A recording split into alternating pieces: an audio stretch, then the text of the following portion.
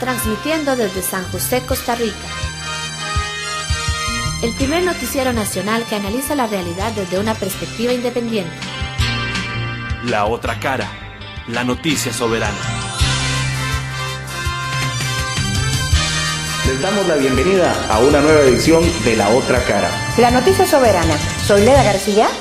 Y Luis Mata les saluda. Vamos a las noticias.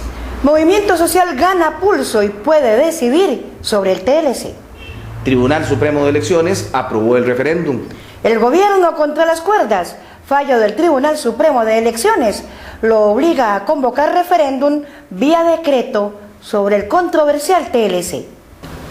En histórico fallo, el Tribunal Supremo de Elecciones resolvió afirmativamente el recurso presentado por el exdiputado José Miguel Corrales y autorizó la convocatoria a referéndum que permitirá la recolección de firmas para que la ciudadanía decida el destino del TLC. El movimiento anti-TLC no le tiene miedo a la consulta popular. Eso sí, hay que exigir, tomando en cuenta que cada vez en nuestros procesos electorales hay más trampas, donde ha habido muchas denuncias de cómo los dineros ilegales intervienen en la manipulación, en la toma de decisiones.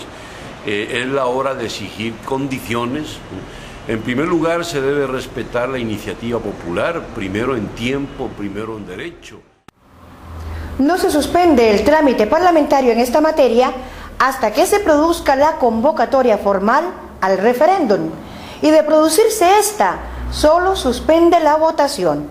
Hay que recordar que los proyectos deben tener dos votaciones, una en primer debate y otra en segundo debate. Con esta resolución no queda claro cuál votación suspendería para que el Tribunal Supremo de Elecciones realice esta convocatoria a referéndum, y las personas y grupos que solicitaron la realización de esta consulta deberán primero recoger al menos un 5% de las firmas de las personas registradas en el padrón electoral. Ese porcentaje equivale a unas 130,000 firmas. En la otra cara nos preguntamos, ¿qué pasará si el gobierno incumple la prohibición de hacer propaganda, como ya lo hizo durante las elecciones municipales? ¿Y cómo manejará el financiamiento? El tribunal tendría que dictar varios acuerdos o decretos para que se regule una gran cantidad de cuestiones, porque si hay una ley que establece el referéndum, también le sale una potestad al tribunal para que organice o para que regule todo lo que se refiere a la organización del referéndum. El Código Electoral establece limitaciones de propaganda que garantizan la equidad a los partidos políticos, que en el momento en que se analicen las regulaciones concretas para la organización de un referéndum, se tendrá que hacer también o tomar en cuenta las normas establecidas en el Código Electoral de regulación de propaganda. Pero la pregunta de los $100,000, para decirlo en lenguaje neoliberal, es: ¿respetará el gobierno la decisión del pueblo? Defensores y detractores del TLC concuerdan en la urgencia de la aprobación vía legislativa del referéndum, aunque la mayoría de los grupos sociales que lo adversan consideran que la convocatoria del Ejecutivo está teñida de oportunismo.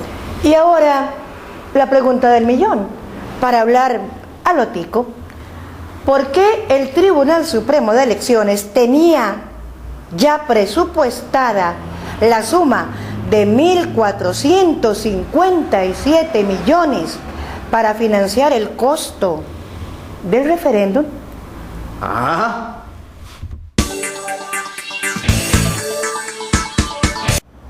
Tras casi 8 años de discusión y desidia, la ley para la penalización de la violencia contra las mujeres fue aprobada en la Asamblea Legislativa.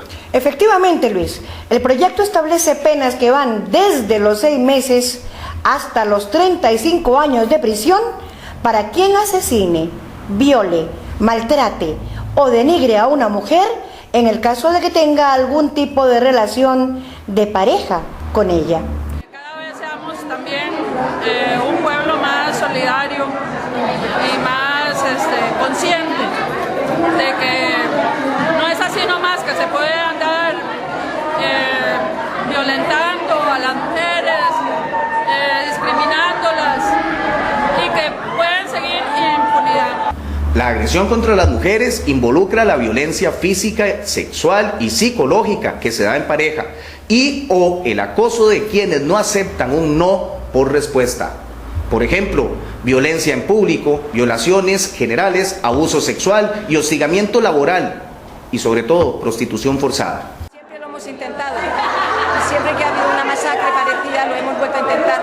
Pero bueno, esta vez se logró y a las 5 compañeras que murieron y a sus familias habrá que recordarlas con un particular cariño, no más ni menos que otras, pero en esta ocasión la muerte de ellas conmovió al país y logramos que esto pasara.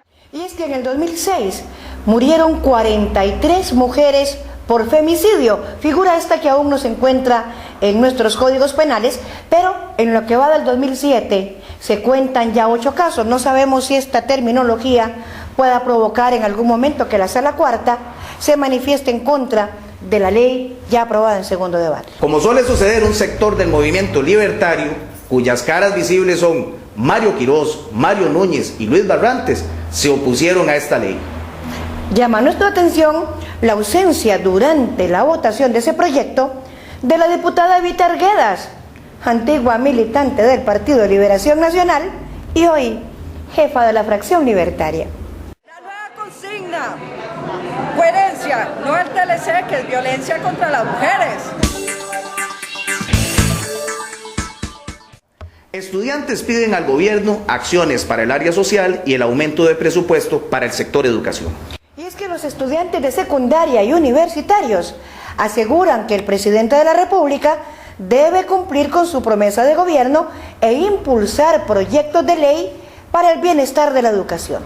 El Poder Ejecutivo está en deuda con la población, pues propuestas como el aumento del 6 al 8% del presupuesto no son prioridad en la Asamblea Legislativa, sino que se consumen en impulsar el TLC y su agenda paralela. ¿Qué es lo que pasa? El sistema se deteriora constantemente, don Oscar Arias se llena la boca hablando de fortalecer la educación, de irse a reunir con Bill Gates para hablarle de lo bien que está la educación en nuestro país, cuántas casas están tomando para ellos todos los días y la gente lo que dice es completamente otra cosa. Actualmente, Luis, ni siquiera se cumple con ese 6%.